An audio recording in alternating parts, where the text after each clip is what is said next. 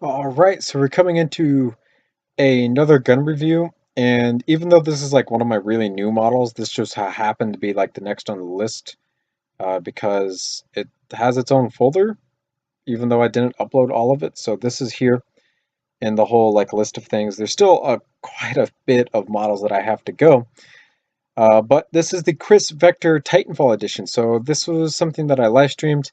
I had inspiration to build more of this because of Christopher Hopman's new vector that he released, which is just absolutely astonishing. I obviously can't touch it because it's such a good model, but I felt like I could redo it and make it just slightly better in my own way of the original models that I've done. So, a few things that I wanted to do. I wanted to get the recoiling bolt mechanism in. So what I attempted to try to do, which I don't believe will work in real life quite too well, is this is the bolt catch, this is the charging handle, this is the bolt, and then this is the like lower mass of the bolt that recoils. This uses two universal joints, and just because of that, I don't think it'll work pretty well because I think it'll be too busy trying to be too stiff. But basically, the charging handle unfolds, it acts against these two portions of the bolt. This gets pushed back. Because this gets pushed back, these two go down, and then this portion of orange can come in front of the bolt and block it, and that's how the bolt catch works. I don't think the whole bolt system will work in real life, but it was a theory, and I can't really test that in LDD, unfortunately. So that just a disclaimer: I don't believe that'll work in real life, but I tried. Basically, is what I'm getting at. If anything, to make it work, all I have to really do is get rid of the whole uh, bottom portion of it that recoils downwards. This is what it looks like kind of colored, and then this is what it looks like with the stock added on. I'm not too sure about the stock. I might have to just remove it entirely. We'll see for now. But there's a few different changes. This was built from the ground up, essentially. It's not like one of my reskins of my older vectors. It's built from the ground up. And this is actually changed because the Titanfall edition of weapons has a Titanfall skin behind it. So it involves light gray, white, orange, and then a dark red charging handle. And this is actually the wrong gray. I'm actually supposed to be using the very, very light gray, which is that gray. So this is everything that we have so far. Pretty basic stuff.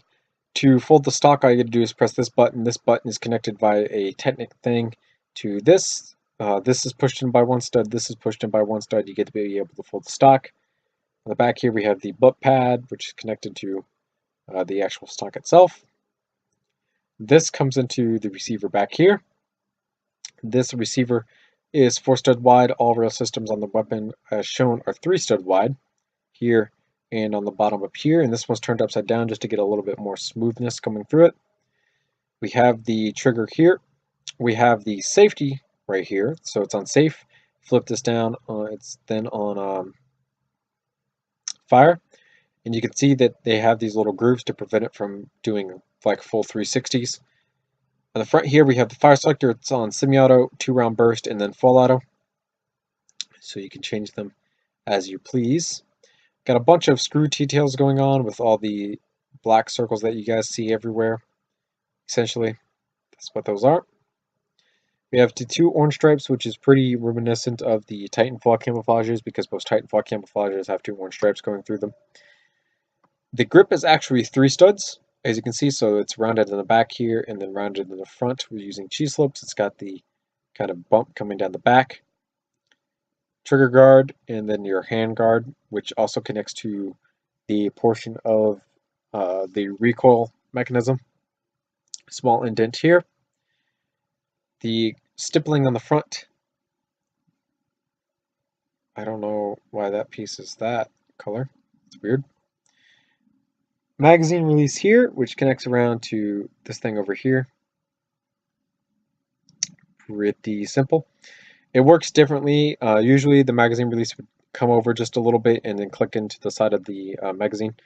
This one works basically just by allowing the magazine to slide past it. The magazine's staggered and stud length. It's kind of confusing to talk about. This little circle thing, right? It would usually be filled in, but I actually can't do that. The way that Christopher Hopman does it, he does it with plates that fit into the grooves of these arch pieces, and then it has the circle pieces on the back of them to hold them together and then make sure that they don't move. I can't do that in LDD. And on top of that, I think it actually looks better to be able to see exposed ammunition in this Glock magazine, as you can see here.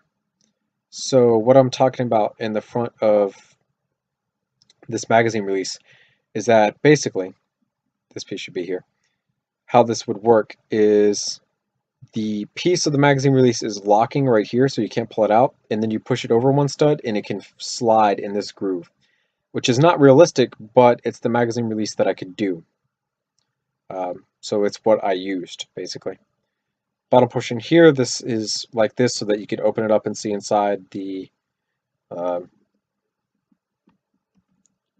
inside of these internals. You can see the recoil mech in the inside. This is held on using some of the new Technic pieces, so it can't move entirely. You can see that the bolt catch here is this black bit. This is the black bit that locks in front of the bolt, so it can't move any further forward. The dark red is the charging handle. This rotates outwards and then interacts with the bolt itself. On this side we have our shell ejection port, which has the cheeky slopes to make the angle, and then these two up here to also make more of the angle. And then the barrel in the front here with a small little cover over the threaded portion of the barrel for when you wanted to add suppressors and such. So yeah, that is the Titanfall edition of the Kriss Vector. What the heck happened over here? Did I never finish that area? Am I going crazy? There was supposed to be parts over here. I could have sworn I finished all of that. Maybe I didn't. Maybe it's been like that the whole video and I'm just now noticing. I have no idea. Wow, I really could have sworn that I finished that. Wow, that's going to drive me insane now. Sorry about that, guys. I didn't realize I didn't finish that portion over here. Well, you know what it looks like from this area. It's supposed to be just plates in there. Oh well. So yeah, I haven't done a Titanfall edition of a weapon in quite a while. I think the last one that I did was the Titanfall edition of the Honey Badger, I believe. So I'm going to go ahead and save this model and then take a screenshot of it, because the two screenshots that I have are not going to be able to overall capture the image, and I don't want to lie. I don't want to make clickbait. I'm going to go ahead and just replace the images. And that'll be all for this video. Remember to comment, rate, and subscribe for more videos similar to this one. See you guys later in another YouTube video. Remember to follow me on Instagram, Facebook, Twitter, and check out my website at bluejaythemeister.weebly.com. Goodbye.